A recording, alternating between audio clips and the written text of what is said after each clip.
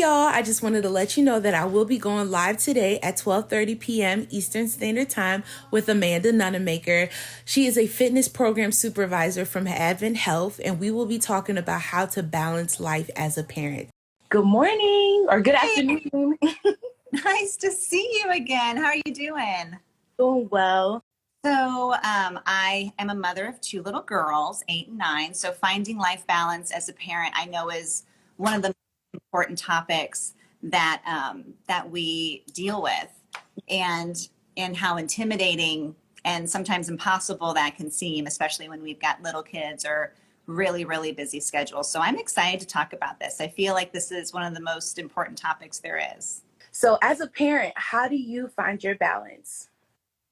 Okay, so when I think about balance, because balance is kind of an intimidating word, and when I talk to people about balance, a lot of time that word kind of turns them off because it sounds very mysterious and hard to define. It's like saying you need some inner peace. Why don't you work on inner peace today? Doesn't really, there's not a tangible way for that to make sense. So when I think about balance, I think about achieving low levels of stress and doing that through healthful habits, and then also enjoying time with the people that I love, which of course also includes me. What about you guys?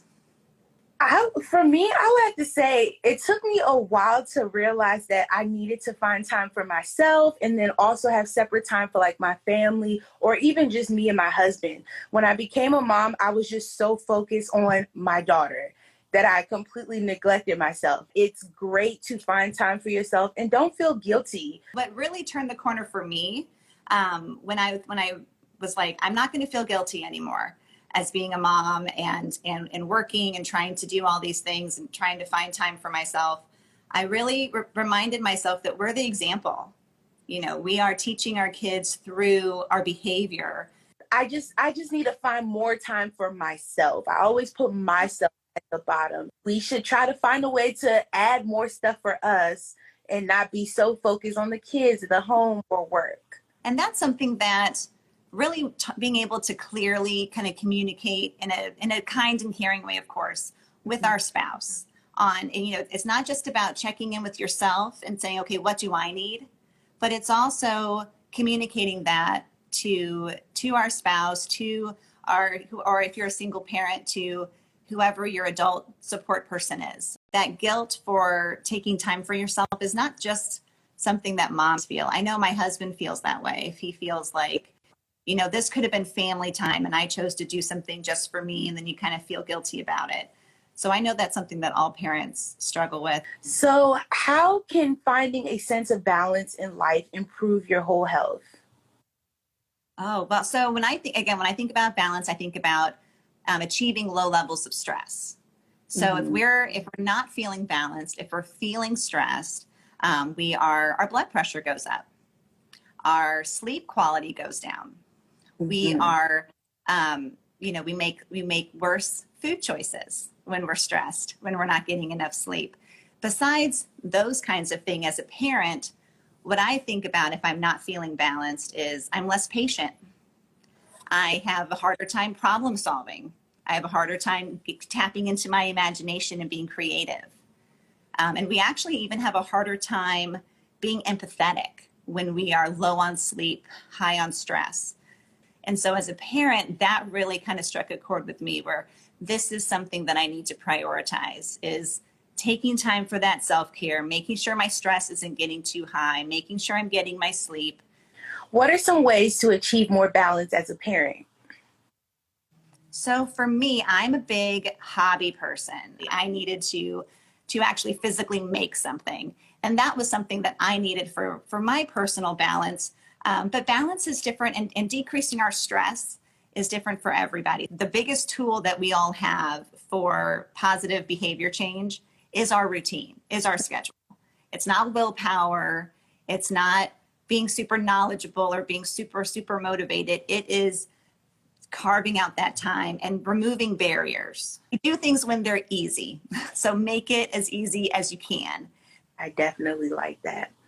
What are some ways to achieve balance between work and childcare? So if I could give every parent two gifts, it would be a wonderful 8-9 hours of restful sleep every single night. Because as we know, sleep it's not just one of the things that helps us achieve balance. It's like the foundation.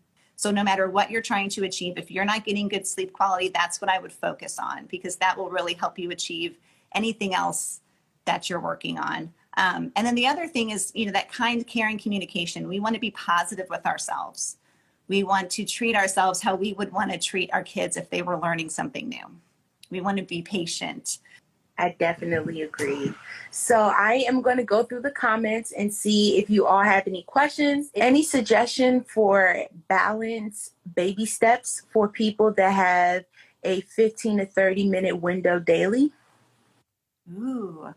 So there's lots and lots of baby steps. And of course, it depends on you, on what you're missing. So a lot of times I will just ask people, if you stop and kind of do some self-reflection, what would feel like a win? What would feel like if I was able to maybe you're really focused on your fitness goals. So maybe if I was able to get even just a 10-minute workout in, a 15-minute workout in, that would feel like a big victory for me.